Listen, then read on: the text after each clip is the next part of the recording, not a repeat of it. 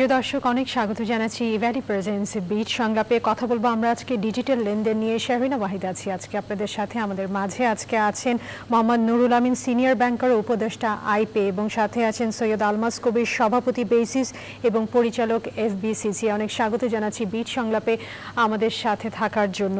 প্রিয় দর্শক, নগদ টাকায় কেনাকাটার পরিবর্তে এখন জনপ্রিয় হয়ে উঠেছে কিন্তু মোবাইল ওয়ালেটের যেই সেবাটা। আমরা জানি যে বিকাশ, রকেট, নগদ, আইপে এবং এই সেবাগুলো এখন কিন্তু এরই মধ্যে অনেক পরিচিতি পেয়েছে। এই সব কিছু নিয়ে আমরা আলোচনা করব, কি কি অ্যাডভান্টেজ এবং কি কি আমাদের ডিসঅ্যাডভান্টেজ থাকতে পারে, সব কিছু নিয়ে আমরা আলোচনা করব। আমরা শুরু করতে চাচ্ছি আলোচনা আজকে সৈয়দ আলমাস কবির, আপনার সাথে অনেক স্বাগত জানাচ্ছি আমাদের সাথে থাকার জন্য। একটু জানাবেন যে দেশের মোবাইল ব্যাংকিং যে সেবাটি শুরু হয়েছে, এই সেক্টরে বর্তমানে অবস্থান কি রকম এবং করোনা ভাইরাসের কারণে কি এটার পরিচিতি আরো বেড়েছে? জি, অনেক ধন্যবাদ। ঠিকই বলেছেন যে করোনা ভাইরাসের কারণে আমরা যে একটা লকডাউনের মধ্যে দিয়ে গেছি গত প্রায় 8-9 মাস ধরে। এই সময়ে মানুষ কিন্তু ঘরে বসে থেকেছে অনেকটা সময়, এবং যতটা সম্ভব বাইরে যাওয়া, ব্যাংকে যাওয়া, লেনদেন, ক্যাশ টাকা লেনদেন, এগুলো থেকে বিরত থাকার চেষ্টা করেছে, এবং সে কারণে কিন্তু প্রযুক্তির ব্যবহার বেড়েছে। এবং প্রযুক্তির ব্যবহার বলতে এখানে আমরা বলছি যে বিভিন্ন ধরনের ফিনটেক, যেটা internet banking, mobile financial services, এগুলো কিন্তু বহু গুণে বৃদ্ধি পেয়েছে। আমরা যদি অনলাইন কেনাকাটা দেখি, আমরা জানি যে আমরা কিন্তু এই সময়টা ঘরে বসে কিন্তু আমাদের ডিজিটাল কমার্সের মাধ্যমে আমাদের নিত্য প্রয়োজনীয় জিনিসগুলো কেনাকাটা করেছি, ওষুধ কেনাকাটা করেছি, ডাক্তারের সাথে কনসালটেশন করেছি, সবই কিন্তু, এবং এই সবই কিন্তু আমরা কিন্তু ডিজিটালি ট্রানজাকশনটা অনেক বাড়িয়ে দিয়েছে। যেটা আগে ধরেন অ্যাবাউট 15% মতো হতো, সেটা কিন্তু বেড়ে প্রায় 30%-এর কাছাকাছি চলে গেছে, অর্থাৎ ডাবল হয়ে গেছে। সো এটা একটা ভালো দিক আমি বলবো, যে করোনা ভাইরাসের এই লকডাউন আমাদেরকে এই ডিজিটাল ট্রানজাকশনের দিকে একটু ঠেলে দিয়েছে, এবং আমার বিশ্বাস যে এই অভ্যেসটা আমাদের হয়তো চালু থাকবে।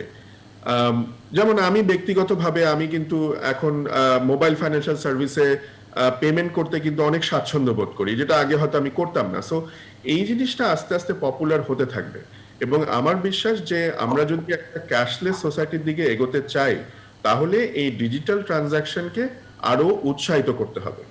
এবং সে ব্যাপারে আমাদের বেশ কিছু সাজেশনও রয়েছে, যেটা আমরা বেসিস থেকে এখন বলছি, এবং আমরা বাংলাদেশ ব্যাংকের সাথে কথা বলেছি, অর্থ মন্ত্রণালয়ের সাথে কথা বলেছি, যে ডিজিটাল ট্রানজাকশনকে উৎসাহ দেওয়ার জন্য সরকার যদি একটি ইনসেন্টিভ ঘোষণা করে, একটি প্রণোদনা ঘোষণা করে, আমরা বলেছি 5% ক্যাশব্যাক প্রণোদনা, তাহলে কিন্তু মানুষ অনেক বেশি উৎসাহিত হবে।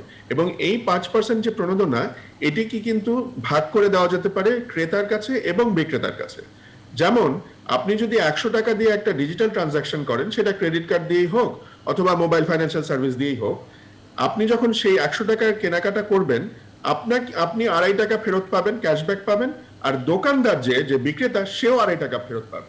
তো এই 5%টা সরকারের কাছ থেকে আমরা চাচ্ছি। তাহলে যেটা হবে, আমি ক্রেতা হিসাবে আমি উৎসাহিত বোধ করব ডিজিটাল ফাইন্যান্সিয়াল ট্রানজাকশন করার জন্য, আর বিক্রেতা উৎসাহিত হবে সে ক্যাশ গ্রহণ না করে ডিজিটালি পেমেন্টটা নেওয়ার জন্য। তো এর ফলে কিন্তু আমাদের এই ক্যাশলেস সোসাইটির দিকে যে জার্নিটা, সেটা কিন্তু আমার মনে হয় অনেক বেশি ত্বরান্বিত হবে। জি, ধন্যবাদ। কথা বলতে চাচ্ছি মোহাম্মদ নুরুল আমিন, আপনার সাথে অনেক স্বাগত জানাচ্ছি বিট সংলাপে আমাদের সাথে উপস্থিত থাকার জন্য। একটু জানাবেন, যেহেতু আমরা ডিজিটাল লেনদেন নিয়ে কথা বলছি, ডিজিটাল ব্যাংকিং এগিয়ে নিতে বেশ আগে থেকেই আসলে উদ্যোগ ছিল। একটু জানতে চাবো যে এই করোনা ভাইরাসের কারণে উদ্যোগটা কতটা বেড়েছে এবং এর কারণে আসলে মানুষ কতটা সুবিধা লাভ করছে। ধন্যবাদ। আমরা ব্যাংকিং ট্রানজাকশনের ক্রমানুসারেই কিন্তু আমরা ম্যানুয়াল থেকে আস্তে আস্তে আমাদের যে আইসিটি বেসড এইদিকে যাচ্ছিলাম, এবং ওটা অনেক দূর আমরা ব্যাংকগুলো অ্যাচিভ করেছে, সেটা ক্লিয়ারিং হাউস থেকে আরম্ভ করে ইন্টার ব্যাংক লেনদেন সবকিছুতেই। ওই অর্জনের পরে যেই বিষয়টা আসলো, তারপরে দেখা গেল যে 35-40% বেশি ব্যাংকিং এর সঙ্গে তেমন ভাবে জড়িত এখনো নয় বাংলাদেশের সিটিজেন। কিন্তু দেখা গেছে যে এই এমএফএস এবং ওই ডিএফএস এর মাধ্যমে কিন্তু প্রায় 70-75% লোক এখন ব্যাংকে না গেলেও ব্যাংকিং সেবাটা পাচ্ছে। আমরা যেটা বলতে চাচ্ছি যে একটা হচ্ছে ব্যাংকিং আর একটা হচ্ছে ব্যাংক। ব্যাংকে না গিয়েও ব্যাংকিং যে করা যায়, জি। এই জিনিসটা আমার থেকে আলমাস ভাই অনেক ভালো বলবেন যে এই জিনিসটা যে করা যায়, দ্যাট ইজ মোস্ট ইম্পর্টেন্ট, এবং এটা খুবই ভিজিবল এবং খুব কুইক গতিতে এই সময়টাতে আসছে। এই জন্য যে আমাদের এখানে কঠিন লকডাউন না হইলেও জেনারেল একটা লকডাউন এবং ঘর থেকে বের না হওয়ার একটি প্রবণতা এবং একটি প্রচেষ্টা সরকারও চালিয়েছেন। আমরাও ঘর থেকে কিভাবে কমফোর্টেবলি ট্রানজাকশন গুলো করা যায় সেই চেষ্টা করেছি। That has happened.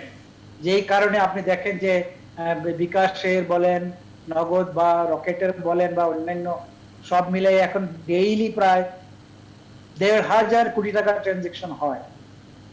এটা কিন্তু অনেক অনেক দূর আমাদেরকে নিয়ে গেছে আমাদের মানুষজনকে সেবা পাওয়ার জন্য, এবং সেটা ব্যাংকিং আওতার বাইরে হয়েও।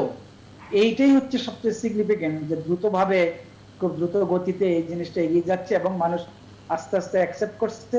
যদিও কোনো কোনো প্রতিবন্ধকতা এখনো আছে, যেটা আলমাস ভাই একটু বললেন, কমিশনের বিষয়, ইনসেনটিভের বিষয়।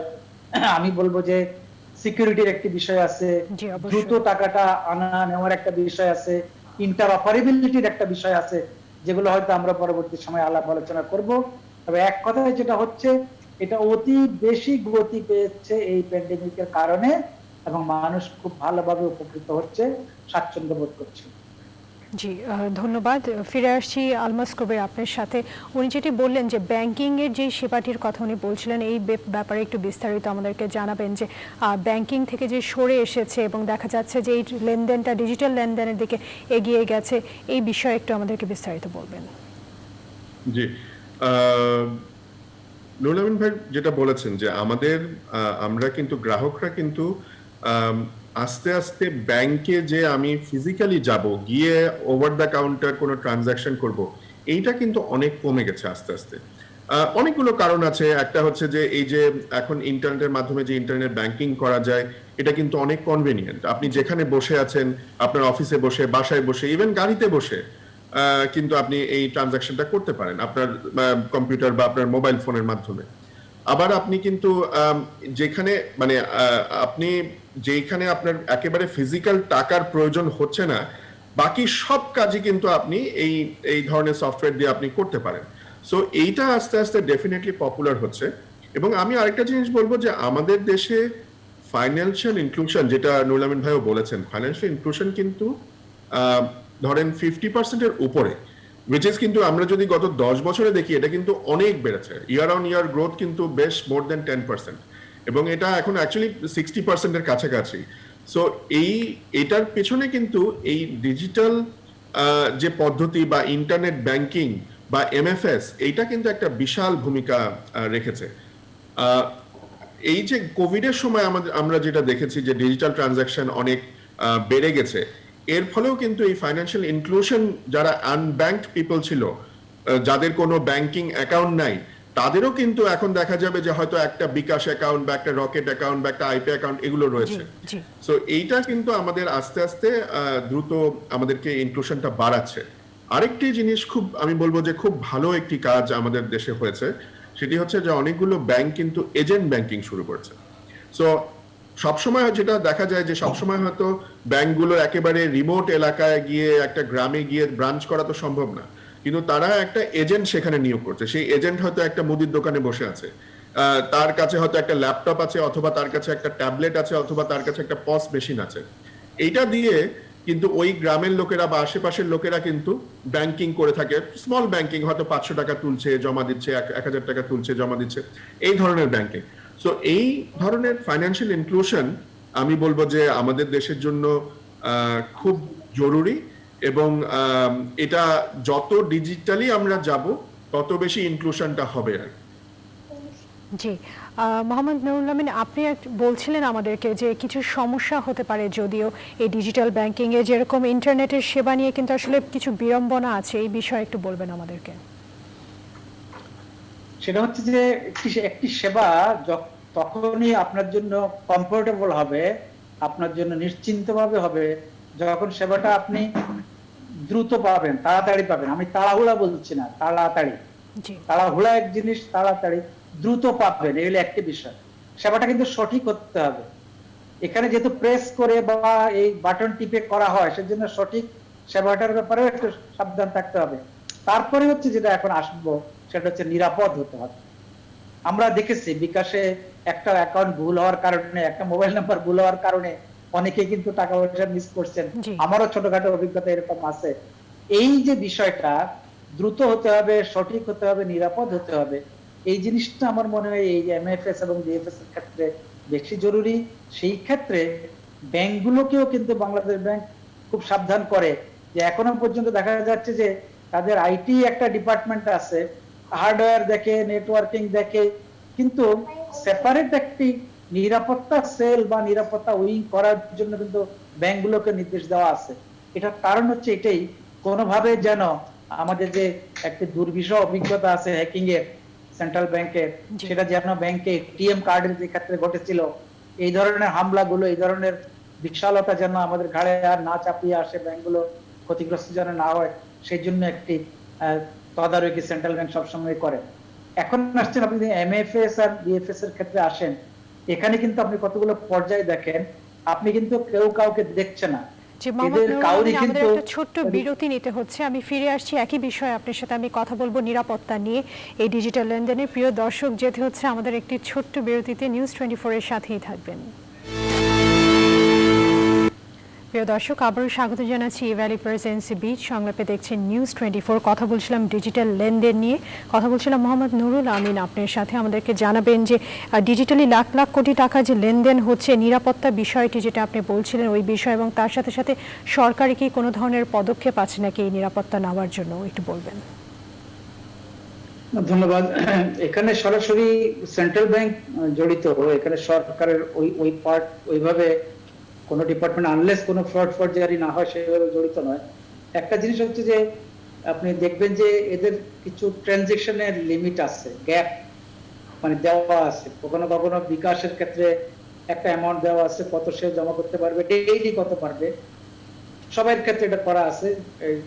যেমন আইপির ক্ষেত্রে বলেন বা নগদের ক্ষেত্রে বলেন, যেগুলোই এখন এই কাজগুলো করছে, তাদের প্রত্যেকে একটা ক্যাপ আছে, একটা কত টাকা দিনে জমা দিতে পারবে, কতবার পারবেন, কত টাকা তুলতে পারবেন, জি। কতবার পারবেন, এই লিমিট গুলো দিয়ে একটি বড় ক্ষতি ঠেকানোর জিনিসগুলো ইম্পর্টেন্ট। আরেকটি হচ্ছে যে সফটওয়্যারে এমন ভাবে কিছু কিছু বিষয় দেওয়া আছে যে যেগুলো হয়তো কোনো কারণে ভুল হলে আপনি যদি রিপোর্ট করতে পারেন, তাহলে ওই পেমেন্টটা বা ট্রানজেকশনটা ব্লক করে দেওয়া হয়। পরবর্তী সময় আপনি প্রমাণ করে সেটা থেকে বেরোতে পারবেন। এগুলো হচ্ছে কিছু কিছু সার্ভিসের ক্ষেত্রে এই ধরনের সিকিউরিটি গুলো আছে। জি। সবচেয়ে বড় জিনিস হচ্ছে যে সফটওয়্যারের বিষয়গুলো, এবং সেই ক্ষেত্রে শুরুতে যে অ্যাকাউন্ট গুলো যে ওপেন হয়, এই সিকিউরিটি হচ্ছে সবচেয়ে ইম্পর্টেন্ট। উনি কি ভুল আইডি দিয়ে, ভুল মোবাইল নাম্বার দিয়ে, অন্যের মোবাইল নাম্বার দিয়ে করলেন কিনা, তখনই এই বিপত্তিগুলো আসে। আবার আমরা দেখেছি খুব ঘনিষ্ঠ ভাই বোন, মা বাবা, ছেলে, এইরকম ক্ষেত্রে দেখা গেছে যে কিছু ওটিপির ক্ষেত্রে এই ধরনের জিনিসগুলো, বা মা ছেলে বাবা ছেলে হয়তো পরস্পর চার্জারটা অন্য একজন জেনে যান, এবং সেই ক্ষেত্রে কিছু ভুল ট্রানজেকশন হয়। জি। আবার কখনো কখনো আপনার এই যে যেমন ডিজিটালের ক্ষেত্রে ব্যাংক ট্রানজেকশন হয়ে আসতে হয়, কখনো কোনো ব্যাংক বিএফটিএন এর কিছু কিছু ক্ষেত্রে হয়তো সাকসেসফুল বললেন, পরে অনেক সময় বলেন যে না, সাকসেসফুল না। এই ধরনের ট্রানজেকশন হলো, তবে বড় অ্যামাউন্টের এখনো বিশাল কোনো রিপোর্টিং হয়নি। যেটুকু হয়েছে খুবই মাইক্রো লেভেলে, জি। এবং সেটা দিনের লিমিটের মধ্যেই ঘটেছে, এবং এই কারণে এই জিনিসটা তুলনামূলক নিরাপদ। আরেকটি বিষয় হচ্ছে, একটু ট্রানজেকশন যত বেশি হচ্ছে, ততই অপারেটররা সতর্ক হচ্ছে, সেন্ট্রাল ব্যাংকও সতর্ক হচ্ছেন। আপনাকে সেই বিষয়গুলো, আপনি একটা অ্যাডভান্টেজ নেবেন, আপনি সোশ্যাল ডিস্টেন্সিং মেনটেন করবেন, ফিজিক্যাল ডিস্টেন্সিং মেনটেন করবেন, ব্যাংকের কাউন্টারে যাবেন না, এবং সেই কাজটা ঘরে বসে করার জন্য আপনাকেও সাবধান হতে হবে। আপনার সচেতনতাও ইম্পর্টেন্ট। খালি যে সফটওয়্যারে সবকিছু ঠিক করে দিবে, সফটওয়্যার তো আপনি গার্বেজ ইন গার্বেজ আউট, আপনি প্রেস যদি ভুল করেন, ভুল বাটন চাপেন, তাহলে আপনার এই ভয়টা থাকবে। আমি এই জন্য স্বনির্ভরকে অনুরোধ করবো যে যারা এই ট্রানজেকশন ক্যাশের করেন, আমাদের গ্রাহক ভাইরা, তারাও যেন একটু সচেতন থাকেন, তাহলে সিস্টেমটা ভালোভাবে ওয়ার্ক করবে বলে আমি মনে করি।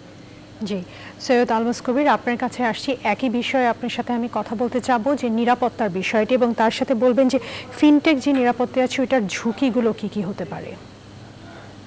জি,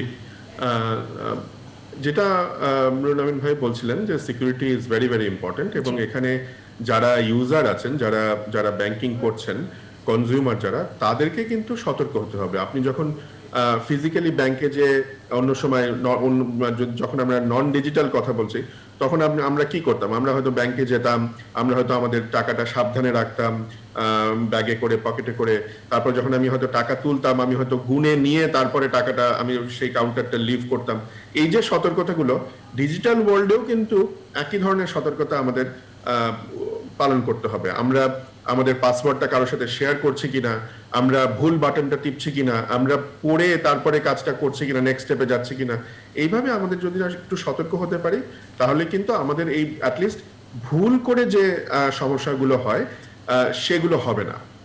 আর সিকিউরিটির ব্যাপারে অবশ্যই বলতে হবে যে আমাদের ব্যাংকগুলোকে ডেফিনেটলি এ ব্যাপারে রেসপন্সিবল থাকতেই হবে, এবং বাংলাদেশ ব্যাংক থেকে একটা ম্যান্ডেট আছে যে তাদেরকে বছরে আইটি অডিট করতে হয়, তাদের আইটি সব পুরো সিস্টেমটা ঠিক আছে কিনা, এটার একটা অডিটিং সিস্টেম, এটা একটা ম্যান্ডেট করা আছে। তাদের ভিএপিটি টেস্ট, যেটাকে বলে আপনার পেনিট্রেশন টেস্ট আর কি, যে বাইরে থেকে হ্যাকার এখানে ঢুকতে পারবে কি পারবে না, এই ধরনের টেস্টিং করতে হয় তাদেরকে।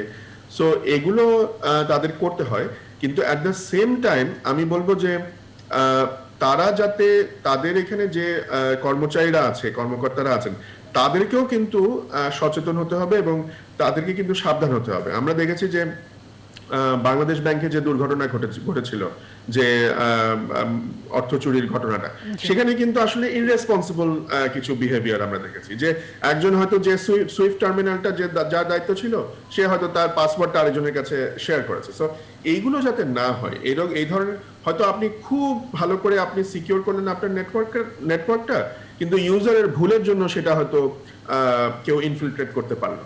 সো এই ধরনের অ্যাওয়ারনেস আমাদের, এবং শিক্ষা, ট্রেনিং, এগুলো কিন্তু দরকার আমাদের মধ্যে। আরেকটা জিনিস হচ্ছে যে আমাদের যেটা একটু আমি পিছনে ফিরে যাই, আমি যেটা আগে বলছিলাম যে আমাদের দেশে যে ফাইন্যান্সিয়াল ইনক্লুশনটা যে পর্যায়ে গেছে, আমি একটা জাস্ট উদাহরণ হিসাবে কয়েকটা নাম্বার বলি আপনাদেরকে, যে ডেইলি কিন্তু এখন 2000 কোটি টাকার উপরে মোবাইল ফাইন্যান্সিয়াল ট্রানজাকশন হয় ডেইলি, এবং এটা ডেফিনেটলি এটা বেড়েছে এই গত কয়েক মাসে। আগে হয়তো আরো কম হতো, কিন্তু এখন ডেইলি এটা হয় 2000 কোটি টাকার বেশি। আমাদের এখানে মোবাইল ফাইন্যান্সিয়াল সার্ভিসেস এর মাধ্যমে রেমিটেন্স এসছে 170 কোটি টাকার উপরে। আপনার এখানে আমাদের যে গভর্নমেন্টের যে বিভিন্ন যে স্টিমুলাস প্যাকেজ ইত্যাদি যে এই মোবাইল ফাইন্যান্সিয়াল সার্ভিসেসের মাধ্যমে দেওয়া হয়েছিল, বা এই যে বয়স্ক ভাতা, মুক্তিযোদ্ধা ভাতা, বিধবা ভাতা ইত্যাদি দেওয়া হয়, এগুলো এখন ডিজিটালি দেওয়া হয়, মোবাইল ফাইন্যান্সিয়াল সার্ভিসের মাধ্যমে দেওয়া হয়। এখানে দেওয়া হয় প্রায় 1000 কোটি টাকা, প্রায় 1100 কোটি টাকার মতো।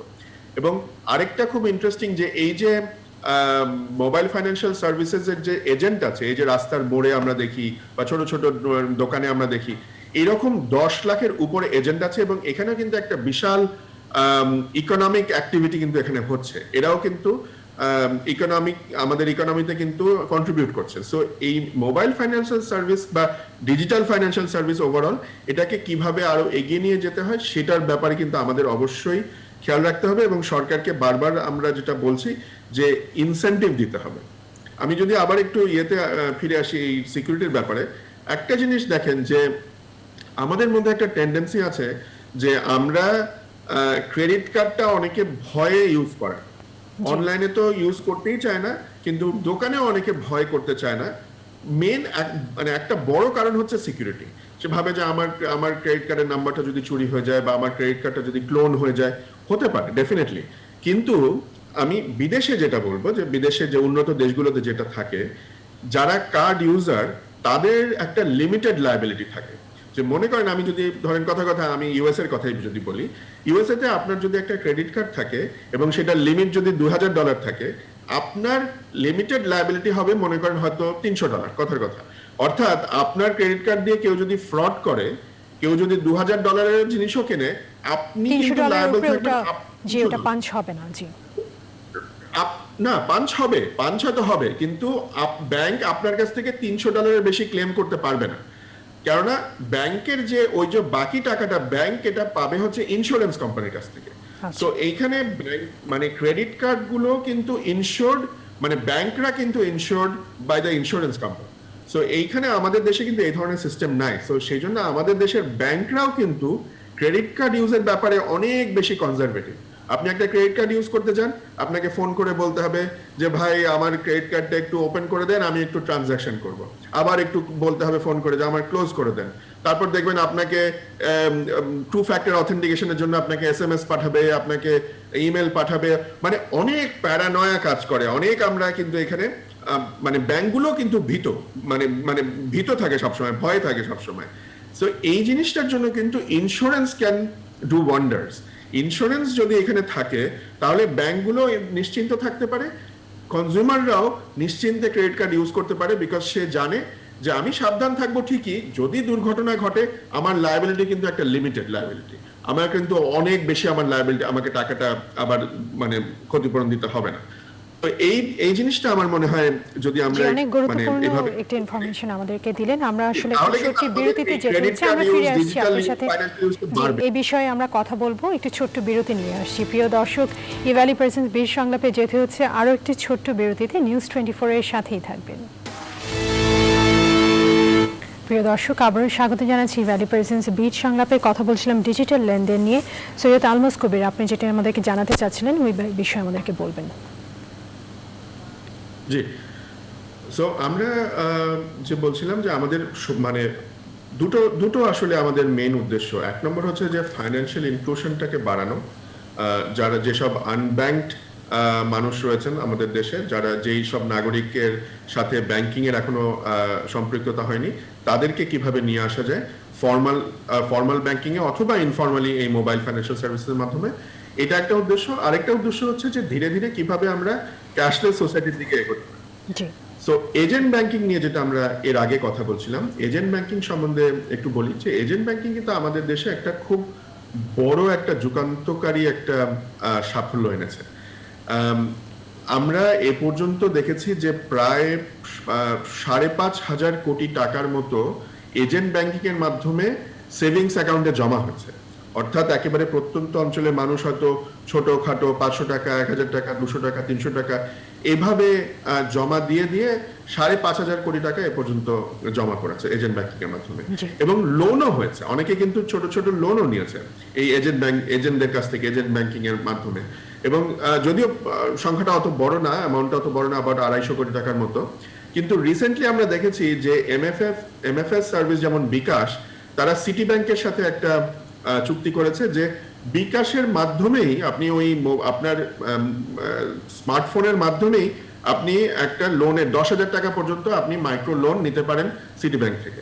সো এই ধরনের যে অ্যাপ ভিত্তিক লোন নেওয়া, এটা আমার মনে হয় আস্তে আস্তে আরো পপুলার হবে এবং ব্যাংকগুলো এগিয়ে আসবে। এর ফলে কিন্তু ফাইন্যান্সিয়াল ইনক্লুশনটা বাড়বে।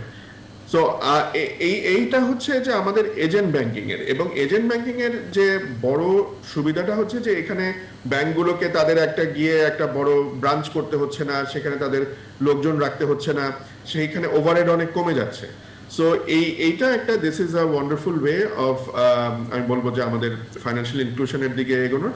আর ডিজিটাল মানে ক্যাশলেস সোসাইটির কথা যেটা বলছিলাম, ক্যাশলেস সোসাইটি হলে যেটা হবে যে আমাদের অ্যাকাউন্টেবিলিটি বেড়ে যাবে, স্বচ্ছতা বেড়ে যাবে, ট্রান্সপারেন্সি বেড়ে যাবে। অবশ্যই। সো সরকারও কিন্তু আরো বেশি করে রাজস্ব আদায় হবে, সরকারের ভ্যাট পাবেন, ইনকাম ট্যাক্স পাবেন, একটা অডিট ট্রেল থেকে যাবে। কেউ যে ব্ল্যাক মানি বা যেগুলোকে আমরা বলি যে হয়তো মানিটা সে ডিসক্লোজ করছে না, এগুলোর পরিমাণ কিন্তু অনেক কমে যাবে। সো ক্যাশলেস সোসাইটির দিকে আমাদেরকে ধীরে ধীরে এগোতেই হবে। সে কারণে ক্রেডিট কার্ডের মাধ্যমে ট্রানজাকশন, মোবাইল ফোনের মাধ্যমে ট্রানজাকশন, এগুলোকে আমাদের কিভাবে উৎসাহিত করা যায়, সরকারকে এগিয়ে আসতে হবে। জি, অনেক ধন্যবাদ মোহাম্মদ নুরুল আমিন। আপনার সাথে কথা বলতে যাচ্ছি, আমরা অনুষ্ঠানের শেষে চলে এসেছি। আমাদেরকে একটু জানাবেন যে দেশের আর্থিক খাতে তথ্য প্রযুক্তির ব্যবহার এবং এর ভবিষ্যৎ কি হতে পারে, একটু ছোট করে আমাদেরকে বলবেন।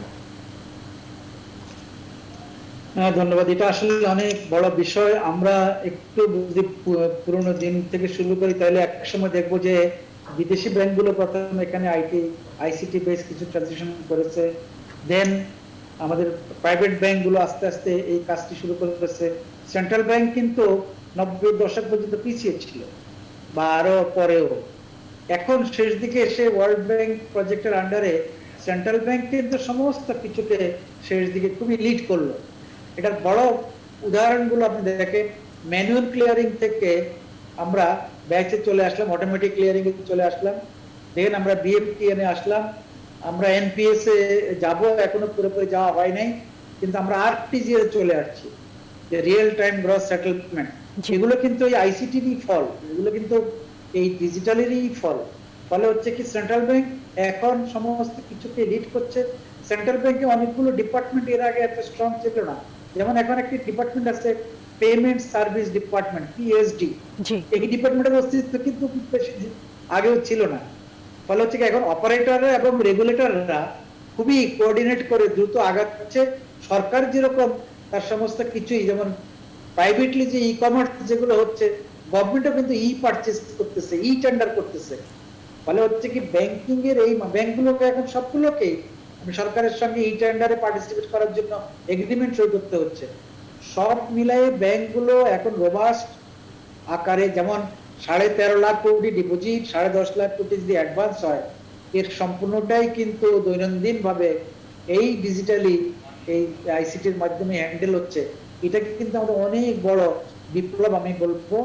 আমরা সেই জন্য এই এখনকার সেবাগুলো তারও বাইরে গিয়ে যদি আমরা ইন্টারনেট, আমরা যদি অফ সাইট থেকে দিতে পারি, ডিজিটালি দিতে পারি, মোবাইল ফাইন্যান্সিয়ালি দিতে পারি, তাহলে আপনি দেখেন আরেকটা ধাপ কিন্তু আমরা এগিয়ে যাব।